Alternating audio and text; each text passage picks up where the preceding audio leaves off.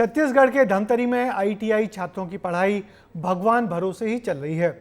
इन छात्रों के लिए ना तो पढ़ने के लिए खुद की बिल्डिंग है और ना ही पढ़ाने के लिए कोई शिक्षक। बच्चे एक पुराने स्कूल में बैठकर पढ़ते हैं। उधर अधिकारी शिकायतों के बाद भी ध्यान नहीं दे रहे। देखिए आईटीआई के छात्रों की परेशानी को दिखाती हमारी ये ग्राउंड रिपोर्ट। आईटीआई केंद्र तो बनाया गया है, लेकिन वहाँ स्वतंत्र बिल्डिंग नहीं है। यहाँ तक की विषय है कि वहाँ स्वतंत्र टीचर भी नहीं है, लेकिन अभी तक इसका निराकरण नहीं किया गया। कोर्रा आईटीआई में कुछ भी व्यवस्था नहीं है। शासन स्तर से इसको लेके बात कर रहे हैं, तब तक शायद आईटीआई के रूप में इनको पढ़ने की व्यवस्था करने पे भी विचार किया जा रहा है। ना बिल्डिंग, ना शिक्षक, कैसे हो पढ़ाई? आईटीआई के छात्रों की कौन करेगा सुनवाई? ये जो बोर्ड देख रहे हैं शासकीय उच्चतर माध्यमिक विद्यालय कोर्रा का है, लेकिन ये स्कूल नहीं है, बल्कि ये इंडस्ट्रियल ट्रेनिंग इंस्टीट्यूट यानी आईटीआई है। इसी स्कूल के अंदर आईटीआई संचालित किया जा रहा है, यानी स्कूल की बिल्डिंग में आईटीआई के छात्रों को पढ़ाया जा रहा है। क्या ऐसी होगी आईटीआई की पढ़ाई? ये सवाल इसलिए है क्योंकि आईटीआई के लिए खुद की बिल्डिंग ही नहीं है। स्कूल भवन में बच्चे पढ़ने को मजबूर हैं। कंप्यूटर तो है, लेकिन धूल खा रहे हैं।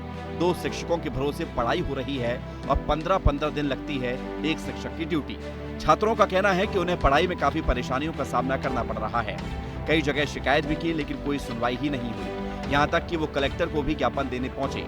कोर्रा आईटीआई में कुछ भी व्यवस्था नहीं है। यहाँ मतलब टीचर के लिए भी परमानेंट टीचर भी नहीं है और कंप्यूटर की भी व्यवस्था नहीं है, इसलिए हम इस समस्या का निराकरण करने के लिए आए हैं। कोर्रा आईटीआई केंद्र में वर्तमान में बहुत सारे विद्यार्थियों ने कोपा ट्रेड में एडमिशन लिए हैं, लेकिन विषय इतना गंभीर है कि आईटीआई केंद्र तो बनाया गया है, लेकिन वहाँ स्वतंत्र बिल्डिंग नहीं है। आईटीआई संचालित हो रहा है तो वहाँ स्कूल के बिल्डिंग में संचालित हो जाए। विद्यार्थी परिषद द्वारा यह मांग करती है कि अगर इसका निराकरण नहीं किया जाएगा तो उग्र आंदोलन के लिए बाध्य होगा, जिसकी संपूर्ण जिम्मेदारी शासन प्रशासन की होगी। विस्तार न्यूज ने छात्रों की बात को लेकर कलेक्टर से भी बात की। कलेक्टर का कहना है कि जल्द ही छात्रों की समस्याओं का समाधान किया जाएगा और व्यवस्थाओं को दुरुस्त किया जाएगा। ये विषय जानकारी में है और शासन स्तर से इसको लेके बात कर रहे हैं, तब तक शायद आईटीआई कुरूद में इनको पढ़ने की व्यवस्था करने पे भी विचार किया जा रहा है। बच्चों को भरोसा था कि कुछ हल निकलेगा, लेकिन कलेक्टर के आश्वासन के बावजूद भी कुछ हालात बदले नहीं।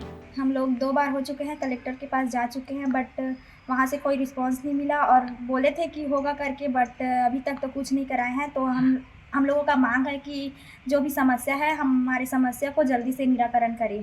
तो हमारी समस्या ये है कि हम सभी आईटीआई में प्रवेश ले चुके हैं, लेकिन यहाँ ना ही कंप्यूटर की व्यवस्था है और ना ही बिल्डिंग की व्यवस्था है। हमारा जो अभी क्लास लगता है वो हाई स्कूल के बिल्डिंग में लगता है और यहाँ जो भी व्यवस्थाएं हैं वो सभी स्कूल की व्यवस्था है।